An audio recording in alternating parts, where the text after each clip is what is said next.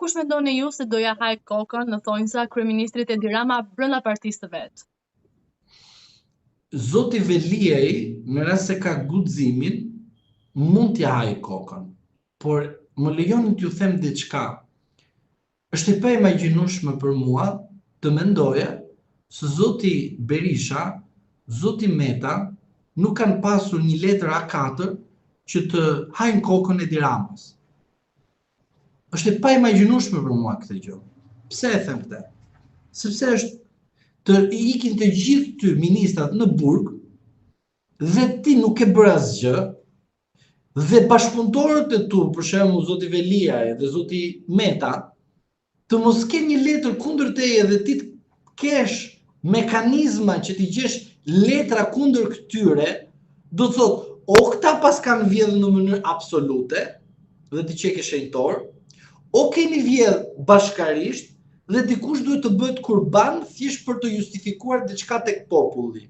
Çfarë do të thotë? Për shembull, zoti Meta vjen nga Partia Socialiste, pra zoti Meta është komunist. Nuk është zoti Meta demokrat, nuk ka në kuptimin e i djathtë. Sepse këtu në Shqipëri kemi një problem. Kur themi demokrat, nuk kupton që duhet të jesh djathtas. Demokrat ka tjetër koncept dhe majtas, mund të jesh majtas, po ti kesh filozofi demokrate. Pra, të thuash që dua të zgjidh kryetarin, nuk të ma delegoj udhëheqja e partisë ose bloku i partisë. Pra, në këtë koncept, unë them që Partia Socialiste, zoti Rama do t'i haj kokën në momentin kur do të mbaroj pushteti dhe paraja. Do më thoni ju që paraja mund të mos të mbaroj, por pushteti mund të mbaroj. Ose anasjetës mbaron paraja dhe nuk mbaron pushteti. Po unë ju them këto dy faktorët, në qoftë se mungon njëri nga këto dy faktorët, normalisht Partia Socialiste nuk ka më të ardhme. Dhe Partia Socialiste do të goditet nga vetja e saj dhe asnjëherë në faktor të jashtëm përtej saj. Pra zoti Veliaj, po ka guximin, do të godasë zotin Rama. Por zoti Veliaj akoma ka shpresën e të huajve të cilët duan dhe do ta bënin ata kryeministrin e Shqipërisë. Por në rast se zoti Veliaj akoma mendon në këtë formë, në këtë mënyrë, në këto kushte që jemi sot, dhe sot do të kemi gjykimin në apel për ndryshimin e masës së tij të sigurisë. Në rast se ndryshon masa e sigurisë, do të thotë që zoti Veliaj që ka i fort edhe brenda Partisë Socialiste, që në këto kushte që jemi nga ana juridike, në rast se ndryshon sot masa e sigurisë ndaj zotit Veliaj, që është e pamundur se gjithë ky investim që është bërë nga zoti Dumani dhe zoti Dado ka qenë e jashtëzakonshme. Asnjëherë nuk kam parë prokuror të kyçi në burg dhe në fund fare të vendosi dhe përgjues që ti të futesh brenda dhe mos të kesh nga ku të dalësh.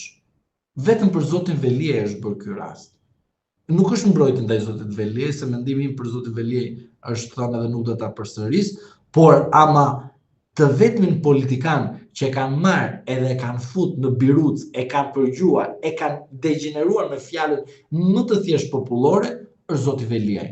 Në rast se zoti Veliaj sot e ndryshon masën e tij të sigurisë, kjo do thotë që zoti Veliaj është më i fortë se zoti Rama. Dhe i kanoset një rrezik zotit Rama. Pse?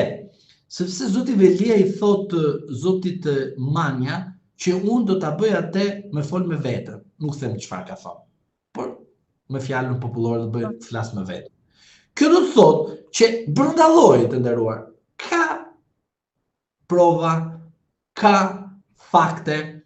Nuk është e thënë me të kem një provë që flasi vet. Ka të bëjë dhe indicia provë që çon tek prova e vërtetë. Tani sa javë do të jetë zoti Veliaj të këpus kokën e zotit Rama, kjo mbetet për të parë. Unë besoj që brenda vetes të ketë reflektuar dhe të ketë kuptuar me vonesë, për ky është mesazh për të tjerë që janë në jetën politike shqiptare dhe për ata të cilët do futen nga shtatori në parlament, ta ulin pak nivelin më poshtë, sepse politika nuk është ashtu siç edhe Veliaj thoshte, unë do jem e ardhme e PS-s dhe pa ku është tani. Por edhe për të gjithë të tjerët, politika bëhet me këmbë në tokë dhe jo në ajër. Zoti Veliaj i kishte këmbët në ajër para se të fuste në burg. Në këto kushte që jemi sot, uroj që ai të ketë reflektuar dhe uroj që grupi i tij të jetë pranë tij. Në rast se zoti Veliaj grupin nuk e ka dhe zoti Rama bën shitblerjet më të mira dhe fantastike, ashtu siç është parë shumë herë që i bën, normalisht zoti Veliaj do të ketë rreziqe, por në rast se zoti Veliaj ka guximin, ai do të jetë kurbani politik në Shqipëri, por dhe ai që mund të godasi Ramën brenda burgut. Por a do të jetë i sigurt zoti Veliaj për jetën e tij brenda burgut?